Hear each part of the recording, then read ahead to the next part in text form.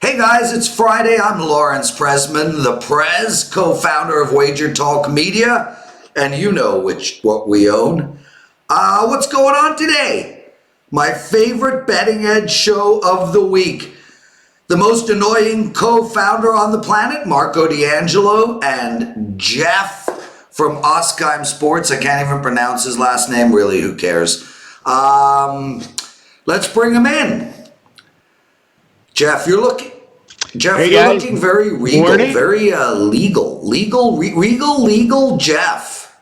Well, it's casual Friday here at Oskheim Sports, so just working this. I used to practice law, Prez, for 7 years, so I pulled this one out of my closet. It's been a little while. Dusted it off and said, "All right, a little casual Friday for WagerTalk." Yeah, so most people who used to practice law and then become handicappers, it would suggest their legal career didn't take off in the right direction. That would not apply to me, Prez. What kind of law? Civil litigation and criminal defense. Ooh, that's a sexy stuff. I'm still licensed, so if you ever need some criminal defense work, I'm your guy. Listen. And I'm sure you do. Based on my relationship with Marco D'Angelo, there might be a criminal law case coming. What up, Marco, baby? Hey, Prez, at least you're safe. If I didn't attack the last guy I was in business with, you're pretty safe. That's actually a very valid point, given what that last guy, JR, did to you. No names. No names. Yeah. And a little ass backwards. Yeah. Jeff, I always like what you're wearing, dude. Is that zipper? Is it all the way down or just to here? No. Oh, wow. Hey, can you guys get a room? Just a little bit, Prez. Jeff, Marco is so jealous about my relationship with you. Oh, man. Yeah, I know. That is the farthest thing from the truth. Trust me. Not being the apple of your eye of your man crush is just fine with me. You know what this stupid thing is? Oh. This thing is like God only knows. Chapstick. Like who would put this stupid thing in their pocket? That's chapstick? How do you like use this it? here? Please tell me that's one of your daughters. Right? Ready? No. That's absurd. Only in Canada. Yeah. We're talking 2 college football games, 2 NFL games. We'll talk a little bit of baseball along the way. And we've got some promos for you all. Marco D'Angelo rolling since September at least. I mean, just having a monster football season. Tell us about it, my brother, and give out a promo for all your fans. Simple. They don't need a promo. No coupon to get this big special. Guys, we've been rolling. Last 6 weeks, all sports, we're on a 49-25 run. That's football, baseball. I even had a hockey play on Monday. We've had first NBA play last night, which was a winner. You get everything for a 2-week period. Normally $119 a week. You can get 2 weeks for $149. Guys, if you followed all of my plays over that 6-week run, your bankroll's been increased by over 74%. I'm not the best at math, but I'm pretty sure that's pretty darn good, guys. Jump on board. We're going to have a 5% play over the weekend. Yeah, Bill Gates, Mark Zuckerberg, and Warren Buffett called this morning, the Detroit office. They signed up, but they got a better deal. They paid $139. What'd you give them, a $10 coupon? No, they just haggled until we broke. We just broke. We're like, Bill, enough. Take your stinking $10. Jeff Oskheim, Marco's been rolling since September, but you've been rolling since June. What's going on, my friend? Yeah, it's been pretty good over the last 4 months. I'm 62.6% across all sports, so it's been a tremendous run. I'm having a winning college football season, a profitable NFL season, and I'm looking forward to keep it going. And with NBA, so I'm going to be diving into the NBA action in a couple days when some of my systems kick in. But it's been a very good run over the last 4 months. Marco, I had Milwaukee last night as my first NBA play. Banked it. What did you play? My play was Milwaukee. So you steal my football show. You steal my college show. You steal my co-host. Now you steal my plays. Oh my God. Prez, I will tell you how much that is the opposite, because had I known you had Milwaukee, there's signal issues. Cell phone's not working. Sound's back. We used to say, I'm going into the tunnel. Issues.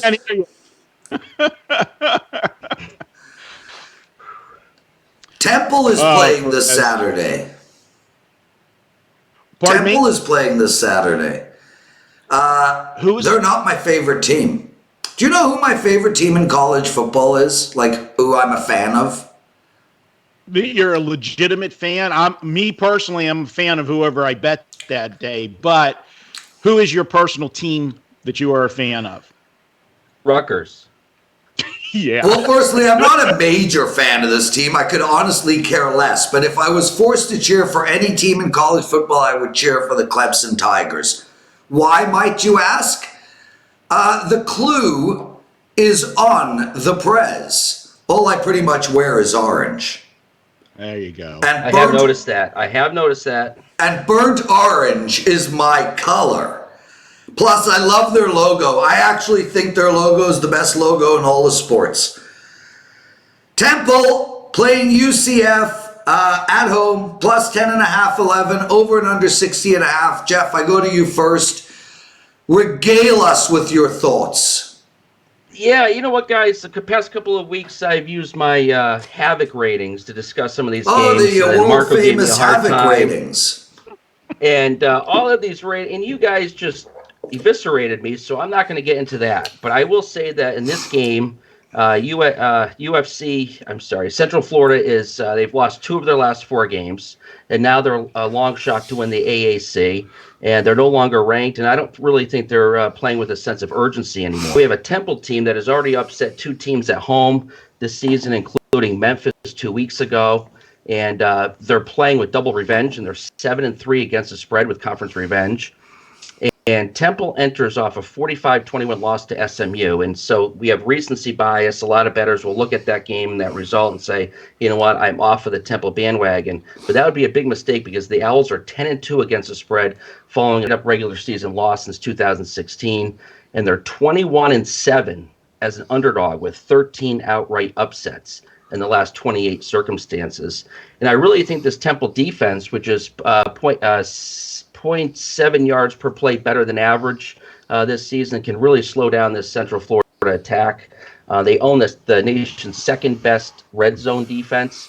And I'll end with a couple of additional technical trends here. Temple has won 8 straight home games. In its past 9 games as a home underdog, Temple is 8-1 against the spread with 6 outright upsets. I think Marco is going to be on the same side on this if he even has an opinion on this, but I really like the Temple Owls plus the points. The last I saw is plus 11. Anything over 10, I think Temple has value. Marco, I don't have a clue what Jeff said. I'm too busy watching the football game over his shoulder. I think we're talking about the Temple UCF game. Would you like to wade in? No, I agree with Jeff on this one. And the situation with Central Florida is they're in uncharted water. I mean, this is a team that for 2 years hadn't lost a conference game, and they lost early. Once they lost that game to Pitt the 3rd week of September, you look at this team, they haven't been the same team. Yeah, they bounced back the week after the Pitt game, but they played Connecticut.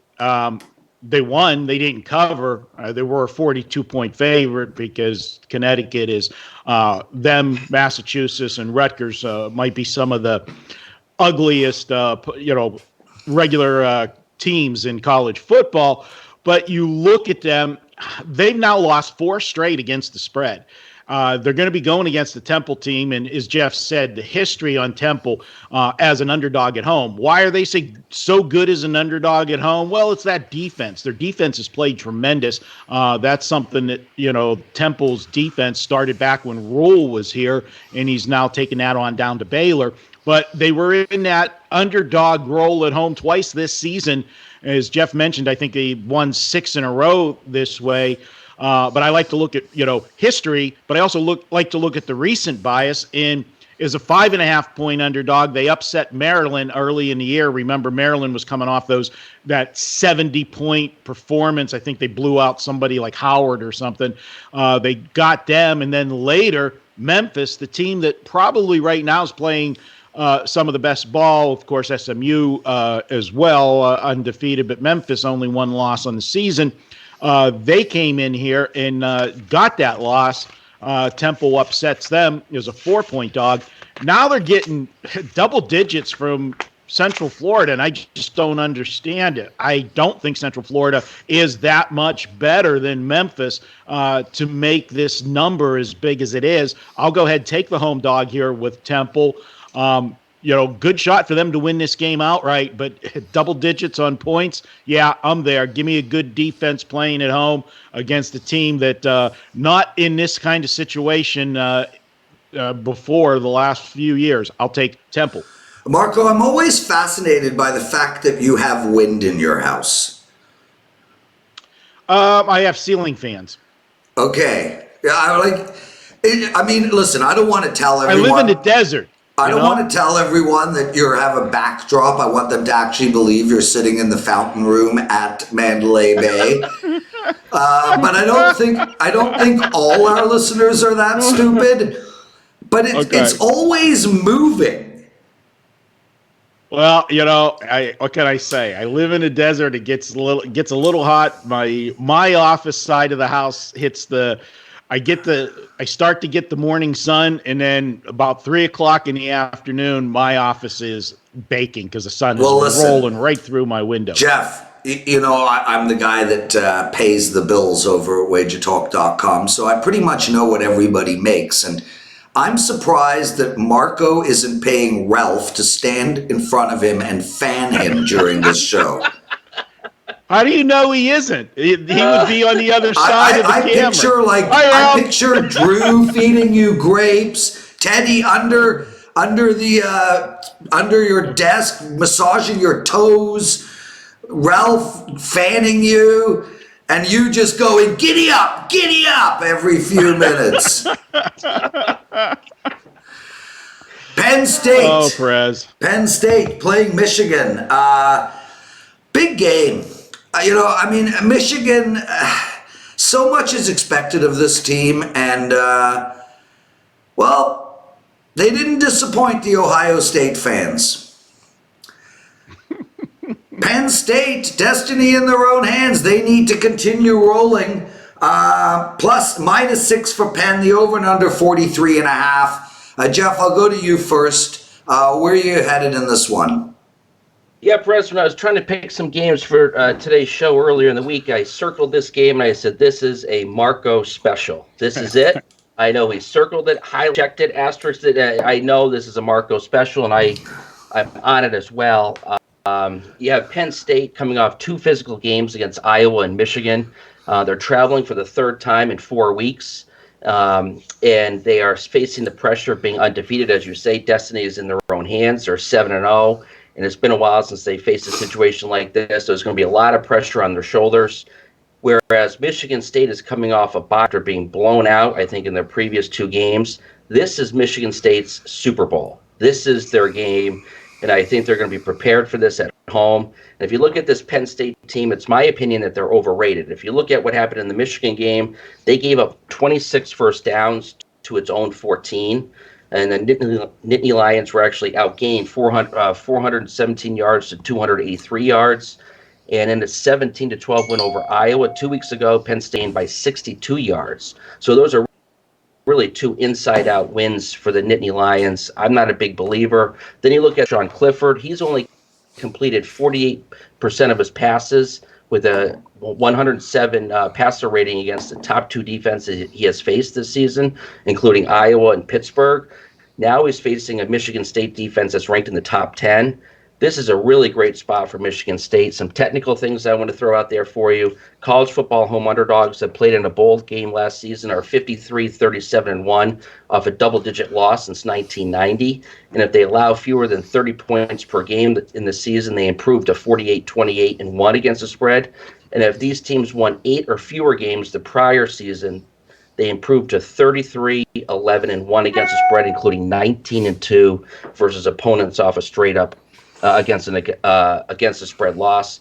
I really like Michigan State in this game. I know the line's been bet down a little bit. I grabbed it at +6. I think it's +5 in the market, +5.5 at some spots, but I still like it at that number. Anything above 4, I would take Michigan State at home plus the points. Mr. D'Angelo, you know how I feel about Michigan State and their snooze fest of an offense.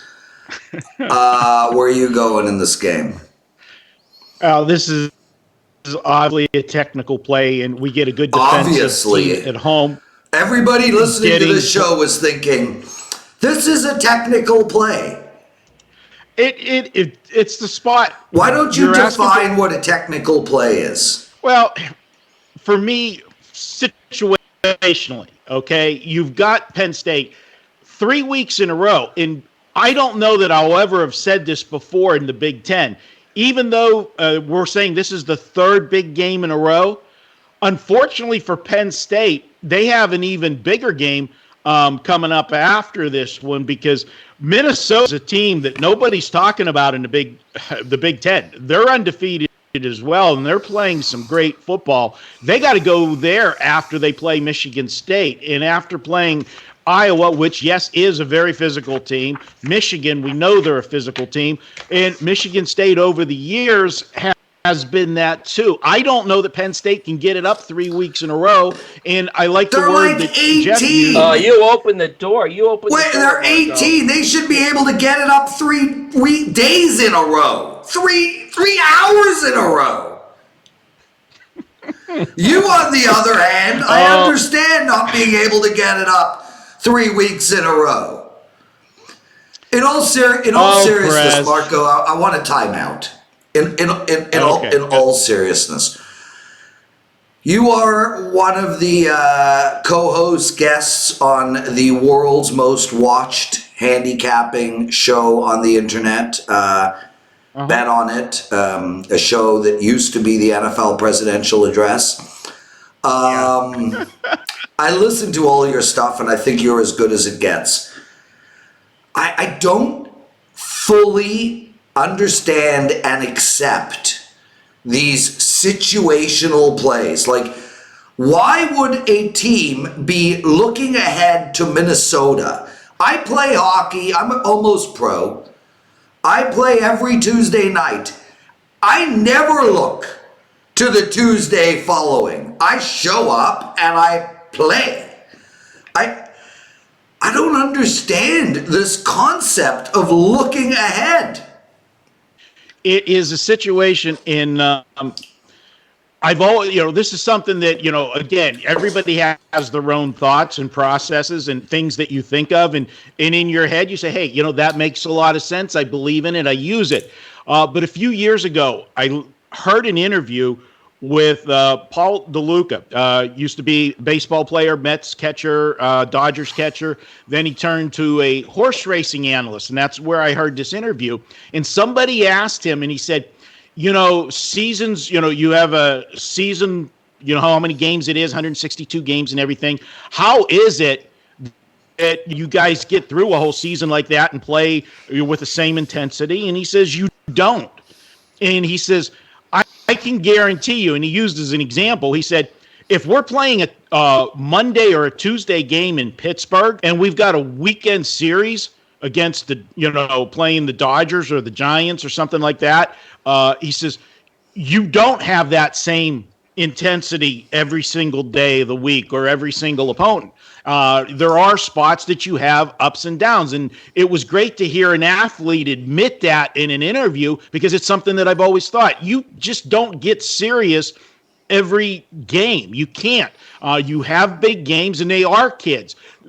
It's more volatile in college football than it is in the NFL with pro sports and such.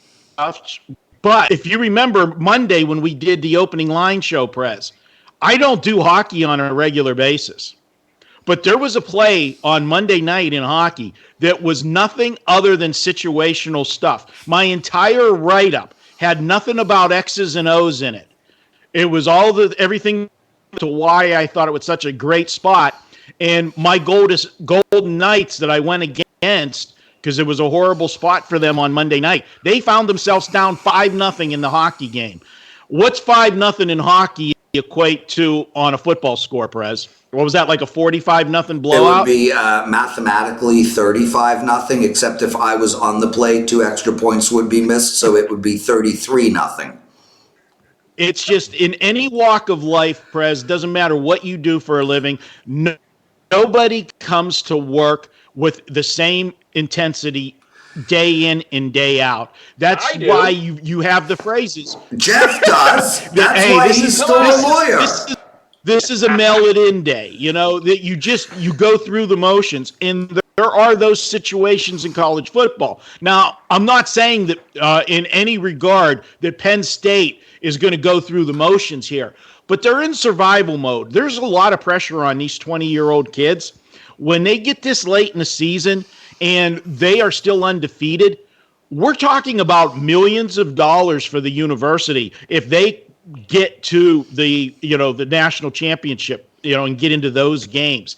And not to mention just the pressure of winning a national championship. And then you start to find situations where coaches tighten up and they play not to lose instead of coaching to win. And that's my concern with Penn State here. What we saw, they had a 21-0 lead last week. Now, Jeff pointed out all of the yardage advantages that Michigan had in that game. Penn State went down into survival mode in that game. They shut the offense down. They were playing to get out of there. And the numbers that Michigan put up, we talked about Shea Patterson and his problems this year. He threw for 276 yards in that game. Most of it was in the second half, and when they were trying to come back. But that shows 2 weeks in a row that they almost gave up 300 yards passing. The Iowa quarterback, who doesn't set the world on fire either, he's just what I would term as a serviceable quarterback. He threw for 286 yards against this Penn State defense. If Michigan State opens it up, and they got nothing to lose, Prez, they got 3 losses on the season. They've got just a couple games left on their schedule that mean anything. This one, and then when they play Michigan. Those are the 2 games that they got circled, left on their schedule. They want to upset the apple cart for Penn State, and then, of course, their in-state rivalry against Michigan. That's it. Those are their 2 Super Bowl games. So, yes, I agree with Jeff 100%. I love the situation. We're a good defensive team, getting points at home against the team that's going to be playing a little tighter than normal, and the old energy level's got to be pointing towards empty a little bit after the schedule. 3rd straight week of a mammoth game for them and another one on deck. The irony of having an infomercial on television behind Jeff while we talk. Oh. Ralph Michaels. We've been giving out this promo all week. This is the last day of it, guys. Make sure to take advantage of it in all seriousness. I mean, Jeff, Marco, and myself bought this package. We bought it with wager bucks that we handed to each other, but we bought it nevertheless. RM 400, $400 off of Ralph Michaels' college basketball season, and I'm telling you, what Bob Costas is to aging, Ralph Michaels is to college hoops. Just a god. You too, Jeff. For 62 years old, you look as good as it gets. Houston against Washington. Baseball talk, boys. Dave Koken has a ticket on Washington sweeping. This Washington team is just a tough out. Unbelievable watching them play. Greinke versus Sanchez tonight. And Marco, I'll go to you first. This is literally a must-win game for Houston. What's going to happen in it? Yeah, I think Houston has a strong shot tonight. I know Greinke is not pitched dominant in the postseason, and he finds himself in a spot where they need him. I mean, this is the game they got to get. Being down 2-0 generally and going back home is always a bad situation.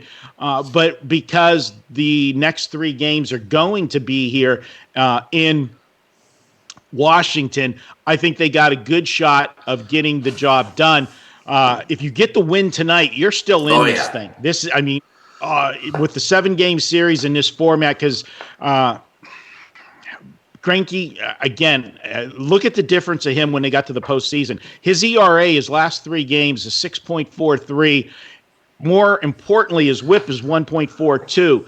But what I don't like with the situation with Pat Corbin is they've been jockeying back and forth, using him as a reliever and using him as a starter. Okay, and these guys are creatures of habit.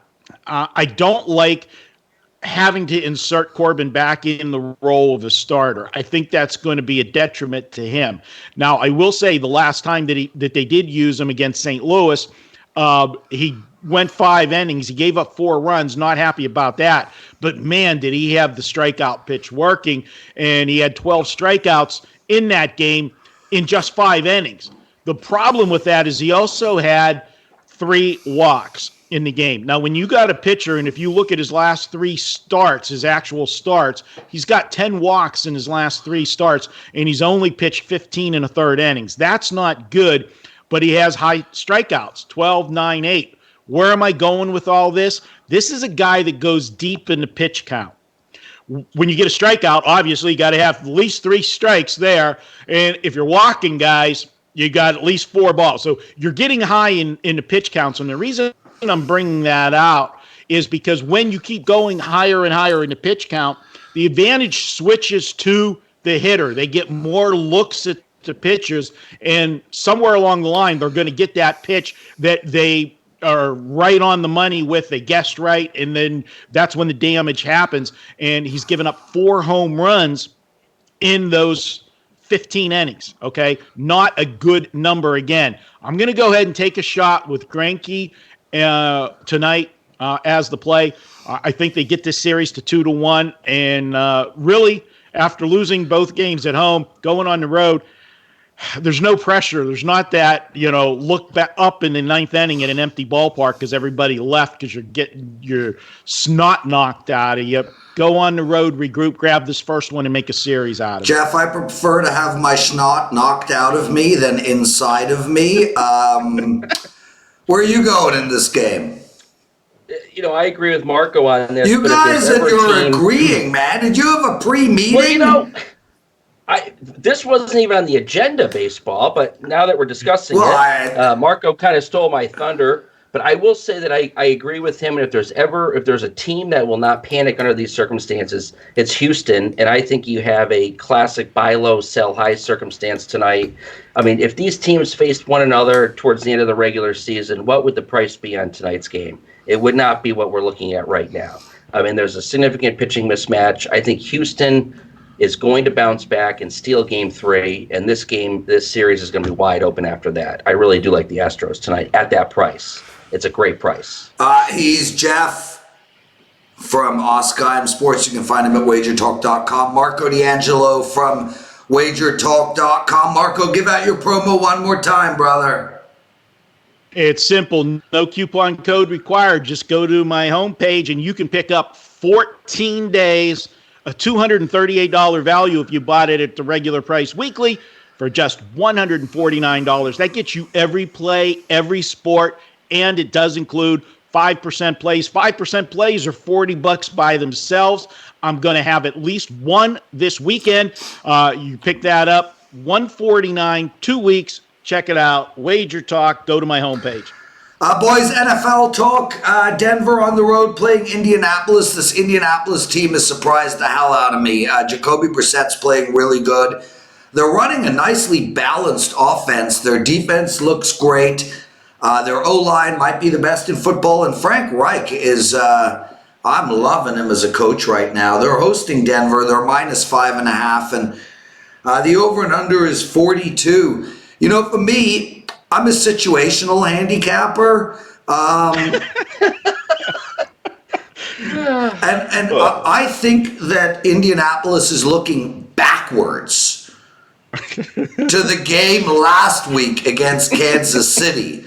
So as a result, I don't think they'll be up for this game. No, in all seriousness, this is a bad spot for Indianapolis. I like Denver here, and I like the under. Marco, regale us with your situations. You watched Bet on it. I know you did. I never did. In all seriousness, I usually always watch Bet on it. I didn't this week. My humble and sincere apologies. Okay. Yeah. This is I do a series of trap games, sandwich games. This is the trap game, and Prez, you nailed it. This is a spot where we are going against Indianapolis because of last week, and that was such a big game for them. They had their bye week, and I agree with you 100%. And that's something that doesn't happen very often. When you said about Frank Reich, he is, I think, one of the up-and-coming coaches in the NFL. This is a guy that has impressed me. And if you remember the first year, he got questioned on some of his decisions that he made in an overtime game and so forth. And I'll tell you what, right now, you put it out there, I think he is the best coach in the NFL under 5 years for new coaches. You look at what they did last week. They came off that Kansas City win, went into the bye, and had 2 weeks to prepare for their biggest game of the year. If Houston would have won that game, Houston would have had a stranglehold on the division, because we know that, Jacksonville has their problems, and, who was going to be the other ones to challenge them here. This is like a two-horse race in this division, and Houston would have had that 2-game lead and would have had the tiebreaker because they won on the road, but they got the win. Was it pretty? No, they got it done, though. Now, for Jacoby Brissett, he got that signature win of, his first season as this is his team. Now he's got to duplicate that against the Denver team that not only did the public see was how bad they were last week on that Thursday night game against Kansas City, but being the Thursday, being the standalone game, the players watched that game too. It was their next opponent, and they got to feel a little bit fat and sassy after beating Houston and now playing a Denver team that looks like they're in total disarray. This is a spot where I call it a trap. This is for them. Careful. They can lose this game outright. Give Denver advantage, extra 3 days to prepare. I like to take teams that were absolutely embarrassed on a national TV game, a game like a Thursday night game, Sunday night game, or a Monday night game. You couldn't look any worse than Denver looked at home against Kansas City on Thursday night. There's value here. And then look at the number. This line was sitting around. Why the look-ahead line was only 4.5 on this game. And then when the game came out after last week's disaster, you saw the line movement on this game. They moved this one to 6.5 for the line. How many people are going to look at this game and going to want to take a teaser and tease Indianapolis down and say, well, all we got to do is win the game? Well, the number went from 6.5 to 6. It didn't go to 7. Some sharp money came in on the Denver side. I agree with it. It is the right side. I am on Denver. And this is one of those ones, if anybody's got a survivor pool and think that Indianapolis is a slam dunk this week, I would think twice about it. You got a wounded Bronco team that's embarrassed, nothing to lose. Give me a good defense. Remember, they still have a decent defense. This is a team that I think can hang around here, and this is a field goal game either way. And I could see Denver finding a way to upset the apple cart, so to speak, and get a win here. I'm on the Denver Broncos plus the points. Jeff, Denver wears orange, which is always a good sign. I think this game has a huge havoc rating. Well, trap games, looking ahead, letdowns. Let's Eating forget all of that. sandwiches, Right. This stuff, sandwich games and whatever Marco was roast talking about here. turkey on a Kaiser game. Really, what this is just a really unfavorable matchup for Jacoby Brissett. I mean, he targets his tight ends 28% of the time this season. That's the fifth most in the league. And Denver only allows 6.3 yards per target to opposing tight ends. That's the third best in the NFL. And Denver has an outstanding linebacker, Todd Davis, who is allowing a league low 0.46 yards per cover snap. The Denver secondary has allowed more than 16. They have not allowed more than 16.7 quarterback fantasy points in any of its 7 games this season. They limited Aaron Rodgers to 13.3 points and Phillip Rivers to 4.1 points. And I think Chris Harris has a very favorable matchup against Hilton. I think Jacoby Brissett's going to be in a lot of trouble here. The dinking and dunking, he's not going to have his tight ends open for him. And I really do think Denver defensively has an edge here. And then I know Marco talked about Thursday night, coming off a Thursday night game. They have a few extra days to prepare for this. And Denver is 10-2 against the spread following a Thursday night game. And Emmanuel Sanders was traded by Denver. Some people have overreacted to that. I don't think that matters one bit. I mean, he was averaging, I think, 1.67 yards per route run for the Broncos, and their other receivers have been more productive than Sanders was anyway. I do definitely like the Broncos plus the points for the sole reason that it's just a terrible matchup for Brissett, who likes to go to his tight ends. His tight ends are a security blanket. The Broncos will eliminate that security blanket, and I think you're going to look at a Broncos possibly outright win. Marco, my friend, sandwich, trap, Tampa Bay going to Tennessee. This is a tough spot for Tennessee, too, and I know you're going to explain why. Tennessee minus 2.5. And look, the problem I'm having with this Tampa Bay team is it's hard to bet on a Jekyll and Hyde. We just don't know what Jameis Winston is going to do. If Tampa Bay... If Tampa Bay drives the pace of this game, it's going to go over. If Tennessee does, it's going to go under. I'm staying as far away from this game as possible. I mean, this game is like if you wanted to spoon, I would run. Me or if Jeff wanted to spoon? Jeff wanted to spoon. I am in, baby. I will spoon with Jeff anytime. And I am happy that's who you chose. Sorry, Jeff. He is one of the co-founders. Have you heard everything that he's co-founded? It's all the same things you've co-founded, you schmuck. All right. Hey, this is a spot. Yes. First thing, though, that I am going to say, there is one asterisk to me going against Tennessee here. And there's a lot of different things that situations that I like.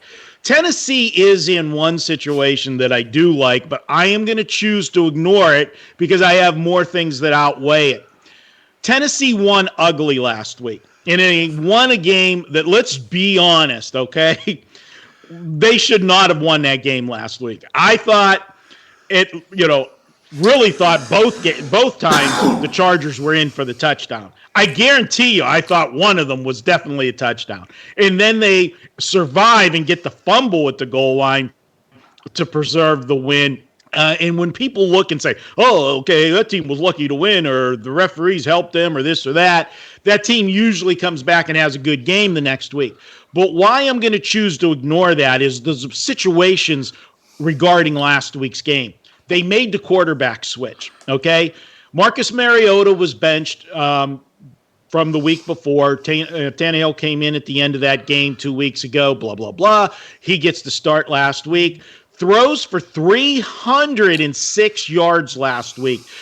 Completed 24 of 30 passes. Big game for him. They get the win against the Charger team. Now, let's be honest about the Charger team. The Chargers lost to a fourth-string quarterback the week before against the Pittsburgh Steelers. This is a team that's not playing well right now. So even though the win looks good and Tannehill come in and everybody's all happy in Tennessee, I think it's a mirage. Let's also look at the coaching situation here. Bruce Arians has had 2 weeks to get this Tampa team ready. They went to didn't go to Carolina. I'm sorry. They went to London and played Carolina and got the doors blown off of them. The final score doesn't indicate that game. 37-26. It was 11-point game. Yeah, that's double-digit win, but it was worse than that. Why was it worse than that? Well, you talked about Dr. Jekyll and Mr. Hyde, and I forget. Who's the good one in that? Is it Jekyll or Hyde? But whichever I'm going with Hyde, given that Jekyll has harder consonants. Okay. Well, we saw the bad version of Jameis Winston in his last game. The Tampa Bay Bucks as a team had seven turnovers. How do you have 7 turnovers in one game? I wish I could have 7 only. What is my nickname? You are Mr. Turnover. Mr. Turnover. And what is the stat? What is the record I am now? now 12-41 on turnovers against me this NFL season. Okay. So thanks for laughing, Jeff. Thank you. Well, you know what's funny? Jeff. I have one guy on this show that keeps track of the number of turnovers he's had on the season, and I got to give you credit, Jeff. And you know what? It was an interesting part of your handicap, and that's something maybe is good for a discussion sometime on another show. But you brought out some angles with the Denver defense, and you used fantasy points for opposing quarterbacks. And a lot of people have said fantasy handicapping and sports betting, they're the same thing, okay? And when you are playing fantasy, that is gambling, NFL. I know how they like to say, no, that's not gambling, as they turned their nose up to gambling for all those years, but fantasy was okay.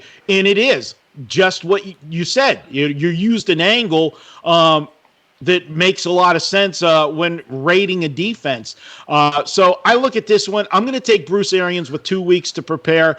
I'm going to expect a good game out of Jameis Winston. And I got to tell you guys, he needs this second half of the season.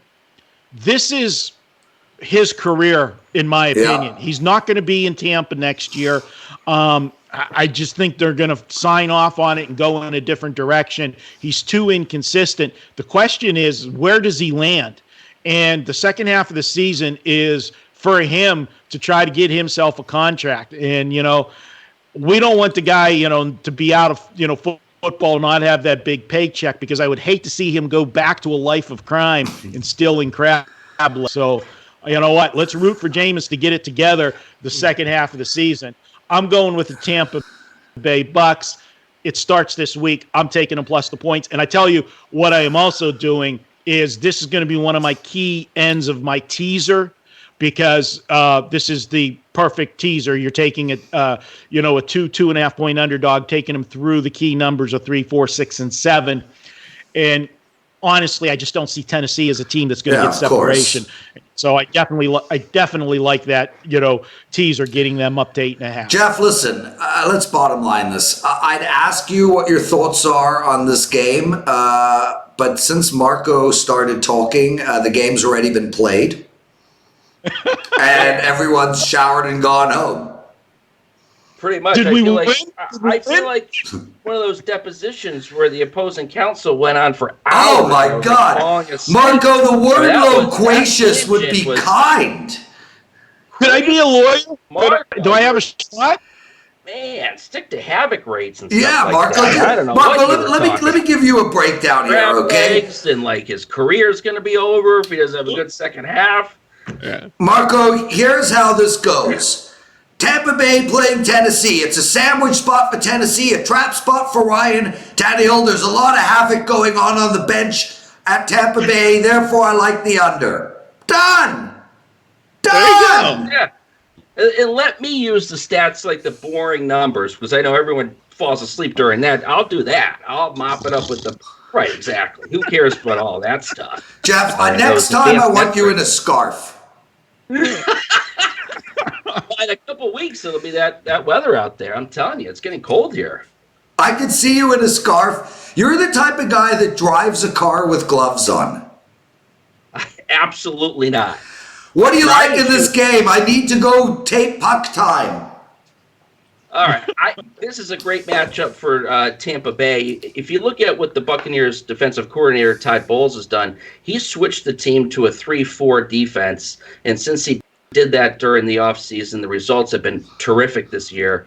They lead the NFL in rush defense, allowing just 2.9 carry. That's after allowing 4.7 yards per carry last year. So really the Buccaneers have responded to this new scheme that Todd Bowles has been. Now you have the Buccaneers run defense. They're ranked first or second in the league in adjusted line yards, stuff rate, and power rate. And why this is important is the Titans are a run-first offense, and they have the fourth highest adjusted run play rate this season. In the interior, you have William Golston for the Buccaneers, who has a 10.9% run stop rate for the Bucs. That's third best among interior defenders. The Titans have nowhere to go running the ball in this game. Their offensive line ranks 22nd in adjusted line yards, and their run-first offense averages 3.8 yards per carry. That's 24th in the NFL. I see no room for the Titans to run the ball, and I do not trust Ryan Tannehill. If you look at the numbers, I think I read this somewhere earlier in the week, his expected completion rate last week was his completion rate was 22% higher than was his expected completion rate would have been. So regression is coming. Ryan Tannehill is not as good as he looked last week. I really like the Buccaneers in the spot plus the points, and I would take them on the money line coming off a bye. Yeah, why don't you just tease it with the Broncos on the money line? Throw in a little bit on Marco talking for over 7 minutes, and we've got ourselves a bet. Hey, I got one question. For Jeff. He brought in a new one, stuff rate. What's my stuff rate at the Vegas buffet? Oh, that's. Marco. Look out! You know when you walk in, you're like the only person that when you walk into a buffet and everything is laid out, the chefs start cooking. I know the girl that takes care of the crab legs. What is up with you and crab legs, dude? I love crab legs, dude. Come on, you go to the. You got to get the Alaskan king crab legs. I don't get lobster. It's like if you've got to dip it in melted butter, there's something wrong with it. Yeah, I agree. I like that. I agree. You agree with what I said? Right. Yeah, I believe it or not, I do, Prez. I mean, that's a red flag. You have to soak it in butter. I mean, Jeff, I really love eating a cup. I just dip it in butter and eat. Right. I don't get it. Anyway, please leave me alone. Marco D'Angelo co-founded a whole lot of things. Jeff from Oskheim Sports used to be a lawyer. Your mother must be so proud. I still am, actually. I'm still licensed to practice. So whenever you need some defense work done, let me know, Press. I'm ready to go. Okay. On that note, I love you both. Outstanding show. May every ball, puck, and whatever flag land your way. Be well, my boys. We'll see you, Marco, on Monday. Good luck, everybody. Good luck.